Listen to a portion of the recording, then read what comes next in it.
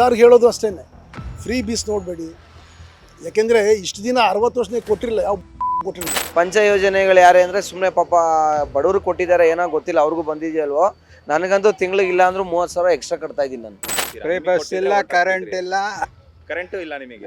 ಎಲ್ಲಿ 200 ಮೇಲೆ ಇರೋರಿಗೆ ಯಾರು ಕೊಡಲ್ಲ ಅಂತಾರೆ. ಇನ್ನೇನು ಪ್ರಯೋಜನ ಬಂತು?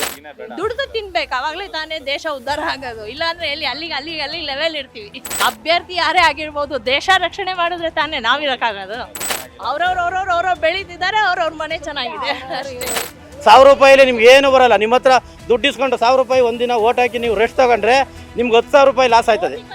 ಈಗ ಅವ್ರು ಕೊಡ್ತಾರಲ್ಲ, ಯಾರ ಮನೆ ದುಡ್ಡು ಕೊಡ್ತಾರೆ? ಒಂದು ಓಟು ಒಂದು ಮೌಲ್ಯ. ಈಗ ಚುನಾವಣೆ ಬಾಂಡ್ ಅಂತ ಹೇಳ್ತಾರೆ, ಅದ್ರ ಬಗ್ಗೆ ಹೆಚ್ಚಿನ ಮಾಹಿತಿ ಬೇಕು, ನಮ್ಗೆ ಬೇಕಾಗಿದೆ.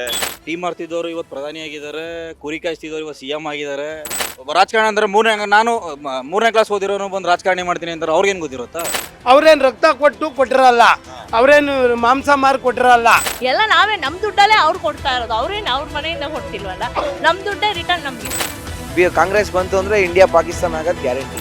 ಅವ ನಮ್ಗೆ 2-2 ಸಾವಿರ 3-3 ಸಾವಿರ ಓಟಿಗೆ ಸಿದ್ದರಾಮಯ್ಯನೂ ಕೊಡ್ತಾನೆ, BJP ಕೊಡ್ತಾರೆ. ಇವರು ಒಂದು ಸಾರಿ ಆ ಕಡೆ ಹೋಗ್ತಾರೆ, ಒಂದು ಸಾರಿ ಈ ಕಡೆ ಬರ್ತಾರೆ. ನಾವು ಯಾರು ನೋಡಿ ಓಟ್ ಕೊಡೋದು? ಗಂಡ್ಮಕ್ಳು ಏನು ಮಾಡಿದ್ರು? ಗಂಡ್ಮಕ್ಳು ಓಟ್ ಹಾಕಿಲ್ವಾ? ಗಂಡ್ಮಕ್ಳು ಏನು ಮಾಡೋರು?